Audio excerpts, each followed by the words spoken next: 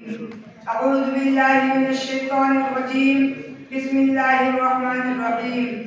وإن كنتم في ريب مما نزلنا على عبدنا فأتوا بسورة من مثله وادعوا شهداءكم من دون الله إن كنتم صادقين. صدق الله العظيم. مکہ فانی مکی آنی ازل تیرا ابد تیرا. مکہ فانی مکی آنی ازل تیرا ابد تیرا.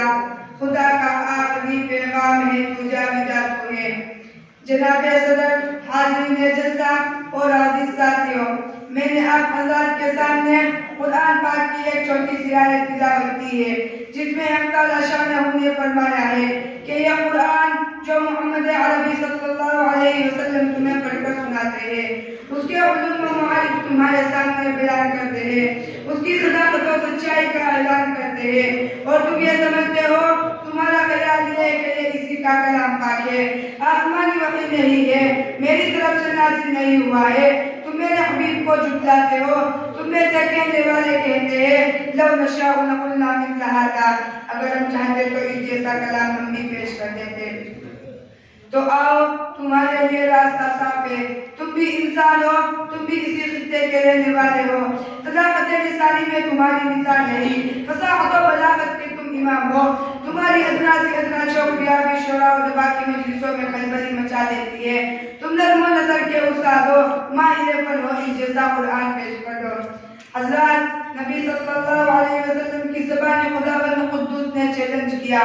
قل لئن اجتمعت الانس والجن على ان يأتوا بمثل هذا القرآن لا يأتون بمثله ولو كان بعضهم لبعض ظهيرا. کہ اے محمد صلی اللہ علیہ وسلم، آپ کہہ دیجئے تم یہ کہتے ہو کہ یہ انسان کا کلام پاک ہے. اگر تمام انسان، جنات اور کائنات کی تمام مخلوق بھی اکٹھا ہو کر اس جیسا کلام پیش کرنا چاہے تو نہیں پیش کر سکتی، چاہے ایک دوسرے کے حامی و مددگار کیوں نہ بن جائے.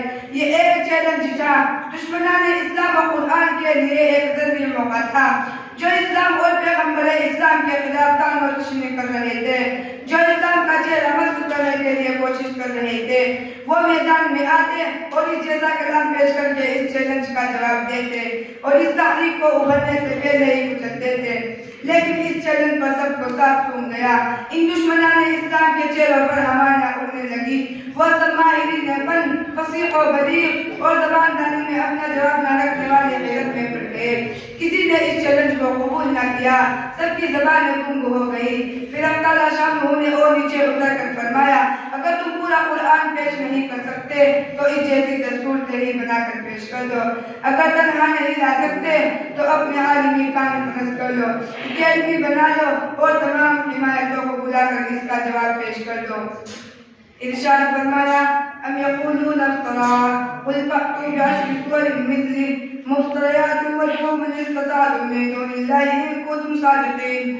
کیا تم یہ کہتے ہو کہ اسے محمد صلی اللہ علیہ وسلم نے گھڑ لیا ہے؟ تو کہہ دیجئے کہ اے محمد صلی اللہ علیہ وسلم، تم اس جیسی دستور تحریر بنا کر پیش کر دو اور اللہ کو چھوڑ کر جسے چاہے بلا لو اگر تم اپنے اس قول میں چل سکتے ہو. میں انہی چند باتوں پر اپنی تقریر کو اس آن کے ساتھ ختم کرنا چاہتا ہوں. وہ معزز تھے زمانے میں مسلمان ہو کر، وہ معزز تھے زمانے میں مسلمان ہو کر، اور تم خال ہوئے تاریخ قرآن ہو کر.